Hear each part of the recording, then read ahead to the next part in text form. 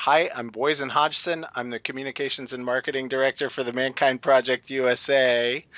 And I am here with Steven and Whitney Bowie or Boe?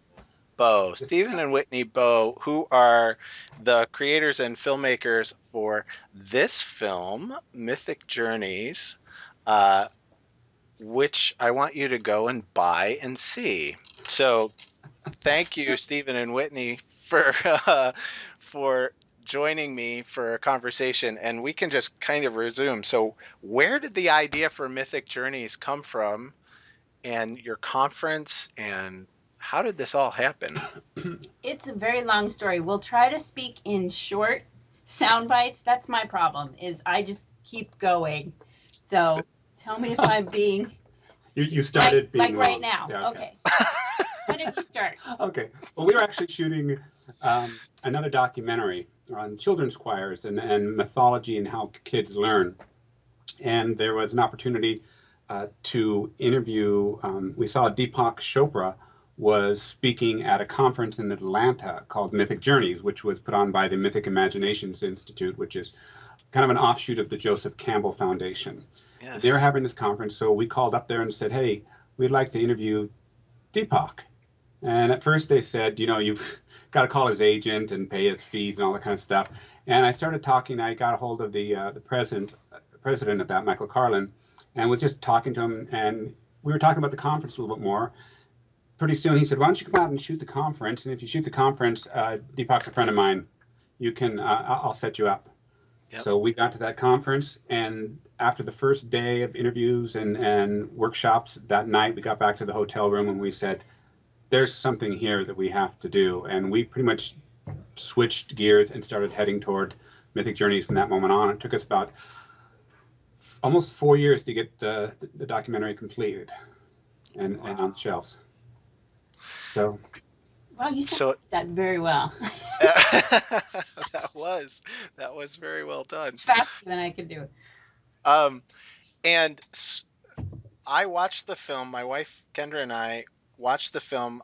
I don't remember how I learned about it. Somebody posted something about it on our Facebook page, is on the ManKind Project Facebook page, is I think how it happened. And I bought the film, and my wife and I watched it after dinner one evening, and I didn't know what to expect with the animation. When I first saw and when I ordered the film, I didn't know what to expect. And I loved the animation. I loved the fact that this was not, I love Deepak Chopra, and I've seen Deepak Chopra interviewed in an awful lot of films and other things, and he's brilliant, and he's beautiful, and he speaks eloquently. But this had claymation characters in it. And it had some Luke Skywalker in it. I know. And the voices and the playfulness of it, like we mythological people can get very serious about our mythologies. Yes. That was one of the first warnings we had. Not warnings we had, but we knew we didn't want to be too intelligent because we're not. We always say we're filmmakers, okay? We had to come across with the film at the same level we were at with experiencing mythology and understanding how myth fits into our lives. We wanted to get that same level across to the people who are watching it. Yeah. It wasn't necessarily a movie for PhDs in Jungian psychology that already know all of these things and can get into the really deep psychological issues with it. It's for the everyday person who doesn't really understand what myth is anymore, because the meaning of myth has completely been lost. Mm-hmm. And that's one of the reasons why we included the animation. Yeah, we wanted to keep it fun. Bring it down to everyday level without dumbing it down. Yeah. And so we wanted people to watch this, and when they're done with the film, take action. Go out into the world and follow their passion. So hopefully we gave them tools to initiate a response. Yeah. On a technical kind of aspect, was animation like there from the beginning for you when you first started? Yeah. No, it wasn't. When we started piecing, we had over 300 hours of footage that I know. Seriously. Talk about the hero's journey. Yeah. There it is. Yeah. 300 hours of footage. It was very intimidating to just get started and say, how do we put this together in some kind of intelligent form? And so we said, well, this is a documentary about mythology. We should tell a myth within the film, and maybe that can be our through line. And once we said that, that's when the ideas started going, and we looked for the right myth, because not every myth would work with this. We realized that it was going to be challenging, but that if we could pull this off, it would be a really good idea. And that's the beauty of myth is you can share emotions with myth. You can share a wisdom that you can't always do in lecture form that a documentary might have. So we do have the documentary style talking heads. And then when you cut to the stories, which, you get a little bit each in between each chapter, right, it gives you a time to digest what you've just heard and also just kind of see it in action in a way. Get Tim Curry and Mark Hamill to do your voices for you? Well, the amazing thing about this whole project is the other project we were working on, every time we turned, it was difficult. There was a struggle. It felt like work to us. It wasn't. And it wasn't fun. And we didn't become filmmakers to not have fun. I mean, we loved it. We love what we do. We enjoy it. But every time we worked on Mythic Journeys, it was just this joy. We just felt, so alive when we were working on it. And everything that we did fell into place very easily. We ended up, through some other friends, meeting a voiceover director named Charlie Adler. Amazing. Who was amazing man. He did the voiceover directing for the animation, and he had sent us his resume, and we didn't really know who he was when he contacted us.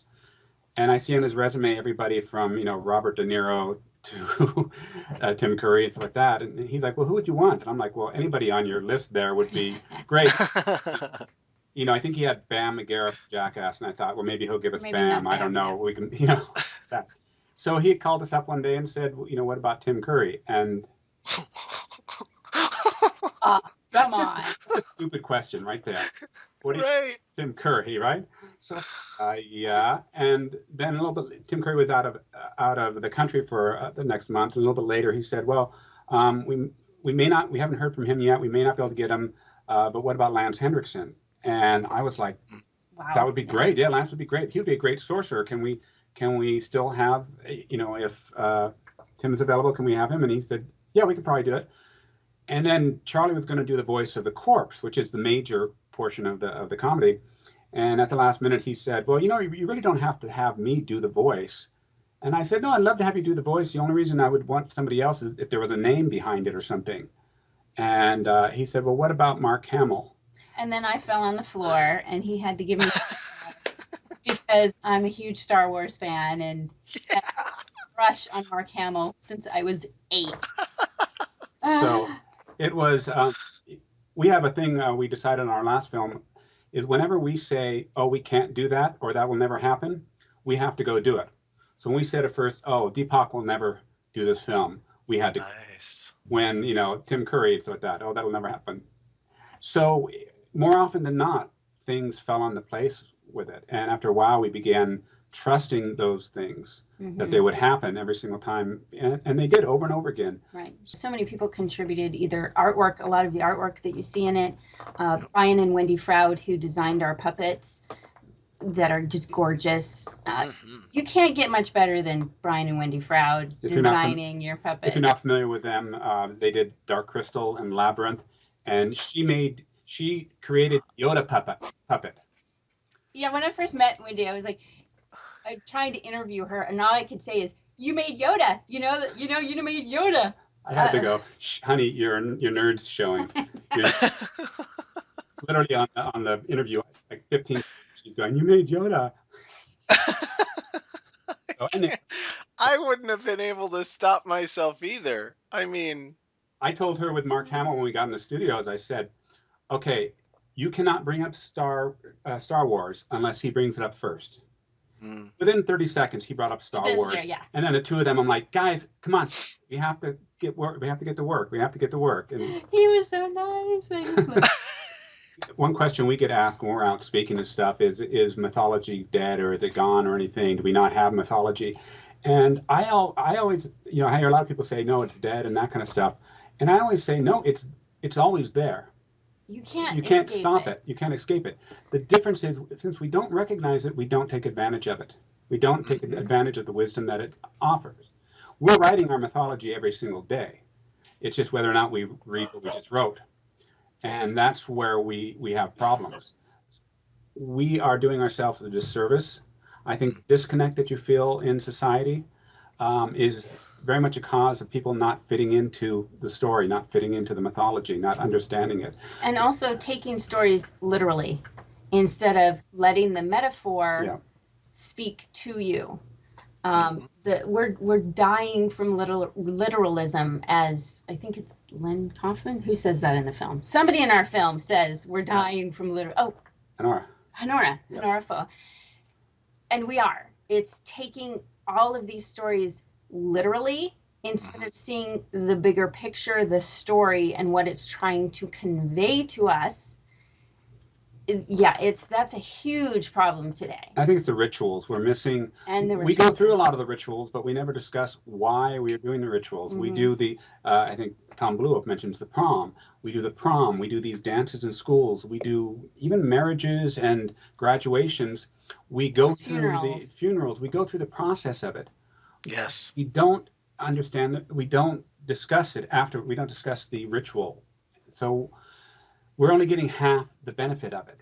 And I think with today's, high ideal duality of everything is either, okay, all Christians are all bad, or all pagans are all bad, or this. Instead of people allowing themselves to look at the metaphor, to be able to take what's good from this and good from this, and, not throw the baby out with the bathwater. Someone tell you what something means. Yeah. What does it mean to you? Use your imagination. Because I guarantee if I go to a weekend with the ManKind Project, I will get something out of it completely different than the person next to me, and probably completely different than what you intended for me to have, which, unless you're intended for me to have, was to have my own experience, which I'm assuming it was. And there's something about ritual, as you guys were saying, and repetition and meditation, like the meditative quality of hearing a story around the fire told by the fourth person that you've heard it told by for the 100th time, and the story is still different. And now it's like, we live in the Twitterverse, so now it's like new. It's got to be novel every time. It's got to be different every time. It's got to be. So we found that with stories that somebody would tell us, and we've heard that story before, but all of a sudden, the way they told it, or this moment in space and time where we were, it just resonated, and it wakes you up in a different way. You get a new perspective, something you never thought of before, and that's the beauty of being a human being. That's what I think the goal is, to experience new things, to open your mind, to learn how to live differently every day and see what happens. I mean, that's the beauty of it. I think the difficulty for men, including myself before this film, is talking about some of this stuff. It sounds too Oprah-ish at times. Is Oprah-ish a word? It is now. It is. We're not always comfortable talking about it. And probably before the film started, you wouldn't have heard me say a lot of the words that I say nowadays. Just uncomfortable as, talking about some of the issues. And I think the rituals and the, especially the men's groups that approach it from a man's standpoint are extremely necessary. Oh God, we definitely need what you guys are doing with the ManKind Project for men to really reach their potential, and for women to get along with us. And for And for them to learn how to obey their women. Oh, That's not a slogan they probably want to put on. I don't think. ouch. Obey your wife. Come to the Obey your wife, right? Yeah, and it's so interesting though, because it's all paradox, right? It's all paradox. It's so much easier for me to be present to, listen to, go with, be in partnership with. The clearer I am about who I am, the Exactly. easier it is for me to be in supportive partnership with my wife. And what you were saying about men, we've learned, I believe, we've learned to substitute, like, as long as it's got explosions and good CGI, Yeah. like, and tech, like high tech, then we go and we can let it actually touch our hearts, but in a very, like, you know, things blowing up way. You can cry because his partner was blown up. Right.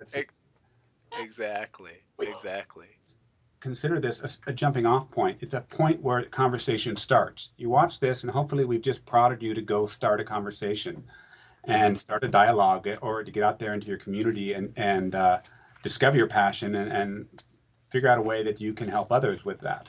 I had a friend of mine from college that we went to a screening in her hometown, and she happened to be there. She was in the talk back afterwards. She was saying, you know, I have all of these questions after seeing the film, but you didn't give me any answers. And I said, mission accomplished. That's the point. We can't give you the answers. You have to. It was really fun. Like, yeah, we don't give you the answers. That's what life is for.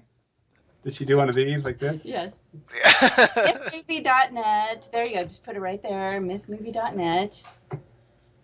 So thank you guys so much for taking the time to chat with me this afternoon.